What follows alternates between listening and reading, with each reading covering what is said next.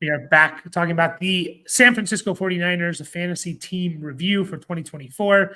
We're down to our final 5 teams. This is recorded on August 23rd. Keep that in mind. If Brandon Ayuk gets traded between the 23rd and whenever this video gets posted, which I think will be like 26th or 27th, that's why we don't talk about it. And we talk about Ayuk as on the team. All these numbers, ADP, points per game, as you see here from Brock Purdy, are in half PPR. Doesn't matter for quarterbacks, obviously, but for the other positions. And 49ers, kind of an interesting team in that they're going through a lot of, their people wanting money and holding out, and probably more important than Ayuk is Trent Williams. Trent Williams, yeah. That's the big one. Hopefully they get that signed, which I think they will. But we're starting off with Brock Purdy, Mr. Irrelevant, who's no longer irrelevant. He's come onto the scenes. He's taken the team to the Super Bowl since he took over.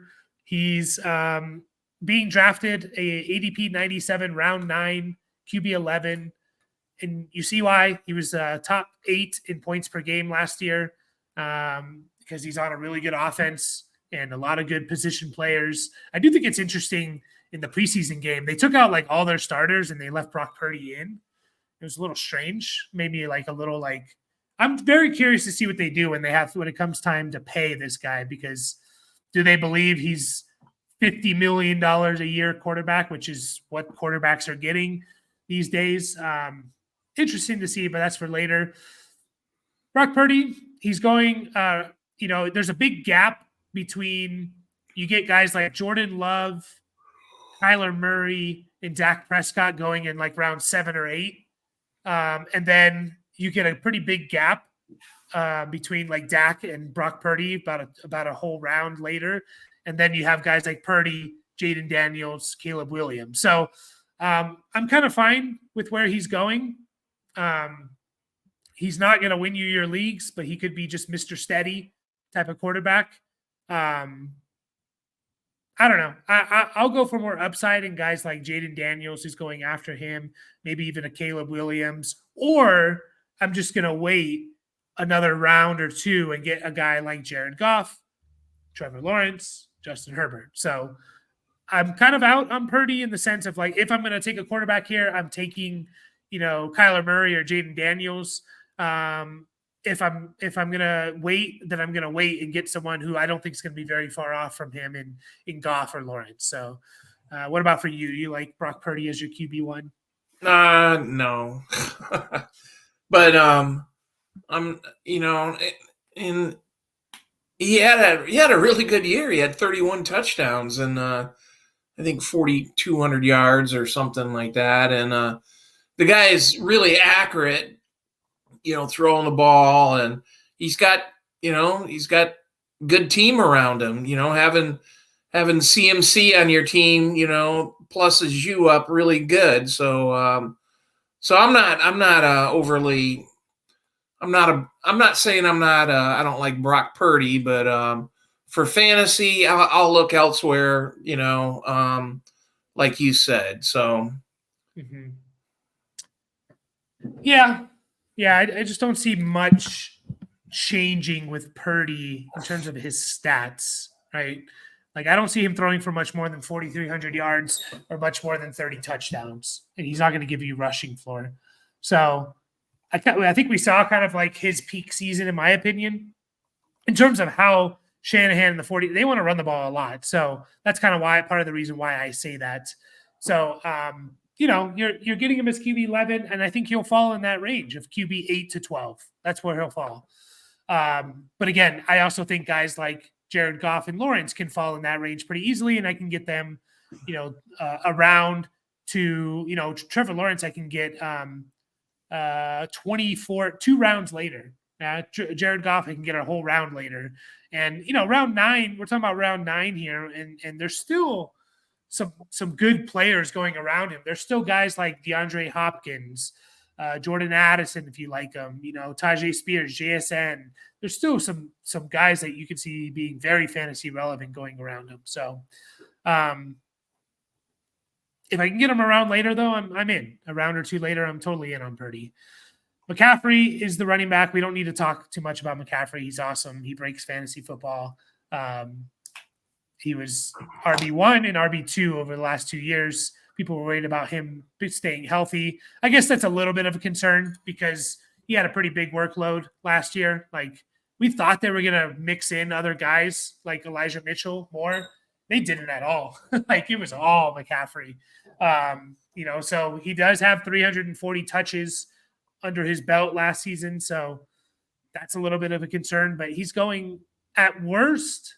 McCaffrey should not be falling past probably pick 2, especially with the Lamb holdout stuff. If Lamb is there, then I can argue pick 3, but I don't know. There's nothing else to say about McCaffrey unless you want to add something to besides he's good at football.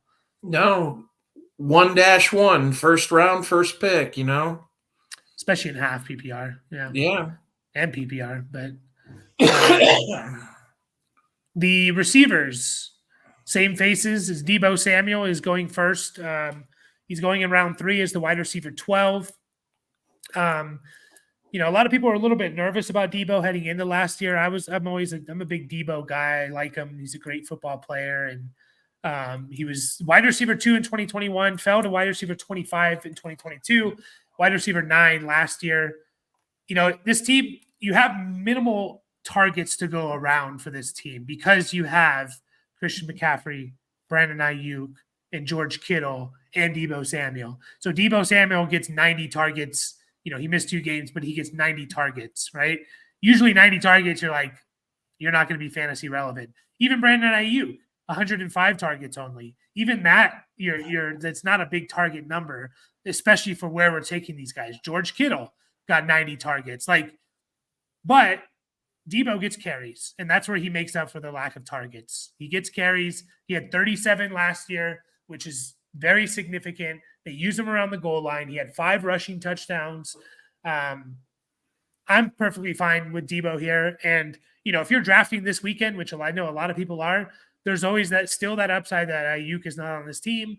And if that's the case, then it's like Deebo and Kittle even go up a notch, right? So I like Deebo here. The fact that they're still going to give him 2 to 3 carries a game, intrigues me a lot. So how you like Deebo Samuel as well? Yeah, I like Deebo. The numbers, they're kind of I think they're, we think third round, we're thinking like a very high volume guy and stuff like that. But he's, in the 49er offense, he's a big part of it, the running game and all that. So I know 3 years ago he had 1,400 yard season and everybody thought, we're gonna repeat that, and it kind of hasn't happened and stuff like that. But I like Deebo though. Yeah. I mean, this team's going to be very efficient, and again, and you always have kind of a 2-sided coin with the upside. It's if Ayuk or Kittle get hurt, or Ayuk gets traded, or if McCaffrey gets hurt, they're going to give more carries to Deebo. They might get closer to 2021 stuff where he had 60 carries. Yeah, so there's always that as well. Ayuk is tough to talk about because I think he's going to be on the Niners, but we don't know for sure. And actually, the Washington Commanders move of trading Dotson, if you remember, the Commanders were like the first team kind of rumored to trade for Ayuk. And now they just traded seemingly their wide receiver 2 away. Does that open up a window potentially to get Ayuk in a trade? He reunites with Jaden Daniels, who did play at ASU with Brandon Ayuk, which just shows you how long Jaden Daniels was in college. Yeah, but Ayuk's another one. He's tough. I'm always the most nervous about Ayuk out of all the 4 big guys because, one, McCaffrey is a freak. He's going to do it. George Kittle's a tight end, and you can survive with 90 targets as a tight end. Deebo gets the carries. He gets an extra 2-3 touches a game with the ball in his hands. Ayuk doesn't get any of that, and he's not a tight end. He's not a running back, and he has to be so efficient. Like his efficiency was insane. 75 catches for 1,300 yards and 7 touchdowns. That's really hard to repeat. Really, really hard to repeat. He had similar numbers to that in terms of targets and receptions in 2022, and it resulted in 1,000 yards and 8 touchdowns. Like that's the range of outcomes for Ayuk. He literally did, in terms of targets and receptions, the exact same thing as he did in 2022. He just added 300 more yards, which is, can he do that again? Usually players can't be that efficient. And now he's holding out, and I get worried about like, oh, you tweak your calf. And he does need to play. I think he needs like 6-7 games to accrue a season, or else he won't be a free agent next year. He's gonna play, but I mean, it's what if his groin's tight and he's I'm gonna sit out. Well, I don't want to. Yeah, I think that's a realistic thing.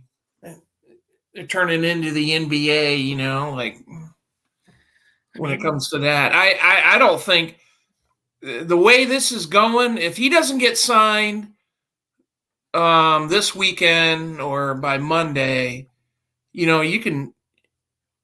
He ain't playing week 1. If he plays week 1, he's going to be insignificant. So, and that could go into week 2. That could go into week 3, and stuff like that. So, unfortunately, 49ers losing a good player. Just the guy wants more money. He thinks he's worth. We've seen salaries of wide receivers, going crazy, and he thinks he's in that crazy category. And I don't know, they got to draw the line somewhere, Yeah, there's a debate on if he is in that caliber of receiver as well. Yeah, this is tough. If you're drafting this weekend again, which a lot of people are. Are you taking Ayuk in round 3? No, I'm not. I wouldn't. Would you grab him if he's there in end of round 4? Yeah. I don't know, man. I don't the month of September I see is kind of wasted. That's the way I see it, and that might be extreme, but that's the way I'm going to look at it. So does that mean you can't play this guy? Or he's not, you've drafted him to be your wide receiver 1 or 2, or at least 2, and you have to play him. Then you can't play him. Then, Well, you have to. If he's out there, you have to. And like you said, I kind of agree with you. He's going to be limited if he's playing week 1. And so, but you have to start him because you drafted him that way. So yeah, you do. I'm kind of in agreement. If I'm drafting this weekend and he's falling to like the 4 or 5 turn, I'll probably take a chance on him. But I'm out on round 3 right now for Ayuk because again, and what if he doesn't get his contract and he just plays his 6-7 games he has to play, and then he says, my hamstring's tight. Sorry. Apparently the 49ers have offered him as much as $30 million per year, which is only 4 wide receivers are making $30 million or more per year. That would put him in the top 5. He's making money is the same as Tyreek Hill, Amon-Ra St. Brown, AJ Brown, and Justin Jefferson. So I don't know what it is. I usually support players and get your money, And I don't know what they're offering. And apparently it's maybe he wants 4 years instead of 3 or something. Not sure. I do think he does stay with the 49ers. I'm just worried about, like you said, missing the first 2 weeks is significant for your 3rd round pick.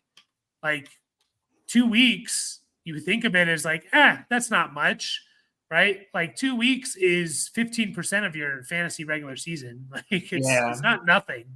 And you want to start off well. You want to win, that month of September, you want to be 3-1 or something. So yeah, it's interesting. If he goes to Washington, I don't know if I change him that much in terms of like where he's going.